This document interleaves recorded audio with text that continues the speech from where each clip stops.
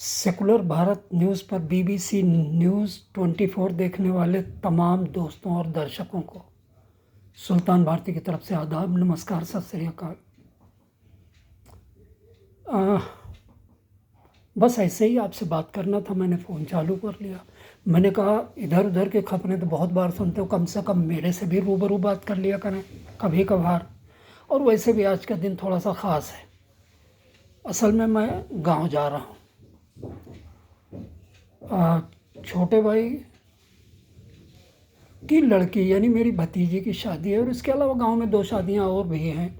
तो जाके दिल्ली में इकट्ठा हुआ कार्बन और कुपोषण गांव की शुद्ध जलवायु में उतार के आते हैं।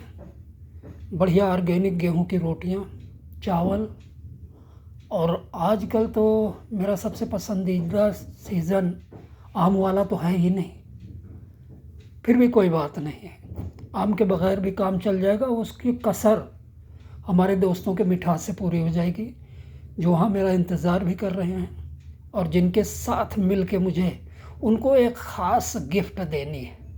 और वो गिफ्ट क्या है, ज़रा देखिए।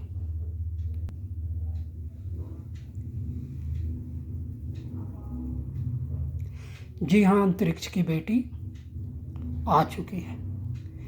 कल इसकी 6 कापियाँ देश और दिल्ली के जाने माने पब्लिकेशन बीएल मीडिया सॉल्यूशन के सीएमडी, चीफ मैनेजिंग डायरेक्टर आप कहिए या प्रकाशक कहिए, कुछ भी कहिए, वो तो मेरे मित्र हैं, बुकमैन यानी नित्यानंद तिवारी जी ने मेरे पास भेज दी है।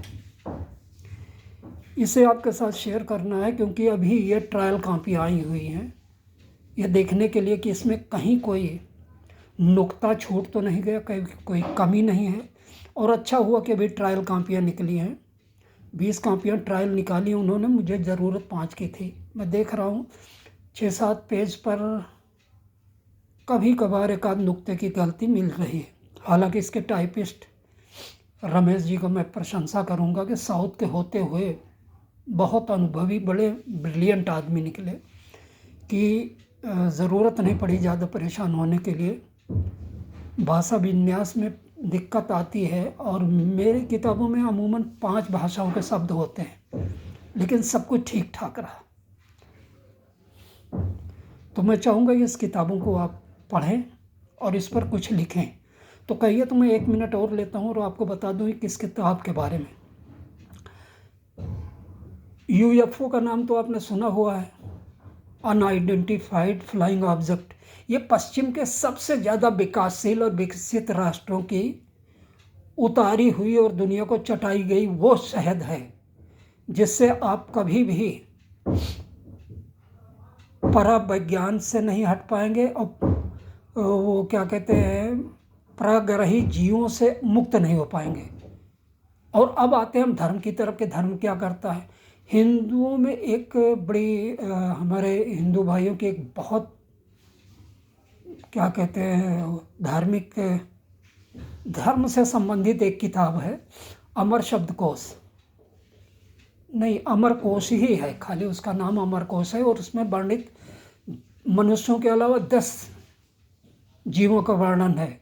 उसमें यक्ष, रक्ष, गंधर्व, देव और क्या कहते हैं वो, आप उनको भी तो समझिए ना, जो क्या कहते हैं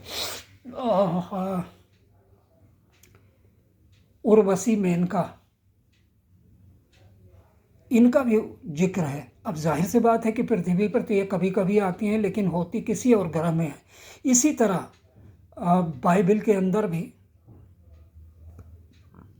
मनुष्य के अलावा फरिश्तों का जिक्र है, उसके अलावा जिन्नों का जिक्र है।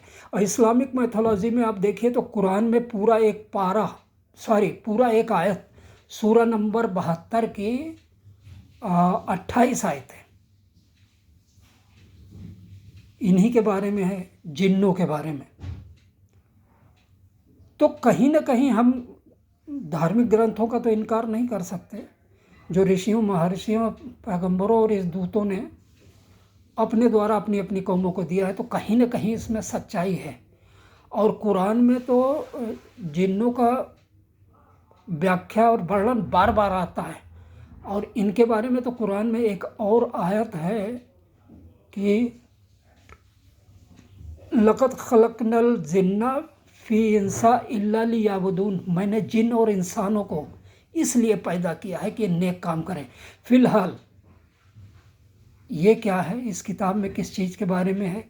यक्ष रक्ष हैं, जिन्न हैं, पराग्रही हैं, ये आप पढ़ने के बाद जाएंगे। लेकिन मैं जानता हूँ कि जब इसके 3 पेज आप पढ़ेंगे इस किताब के, तो फिर 239 यानी 239वां पेज 239वां पेज पढ़ने के बाद ही छोड़ेंगे, ये मेरा दावा है। तो इंतज़ार कीजिए, फ़ोन करिए किसको किसको किताब चाहिए, कौन ख़रीदना चाहता है और कौन मुफ्त में चाहता है, बताओ तो सही यार। तो चलिए, ऑफ़र आपके सामने है, इंतज़ार कीजिए। इंशाअल्लाह कल गांव पहुंचेंगे और फिर आप लोगों से मुलाकात होंगे। खुदा हाफिज़, जय हिंद, जय भारत।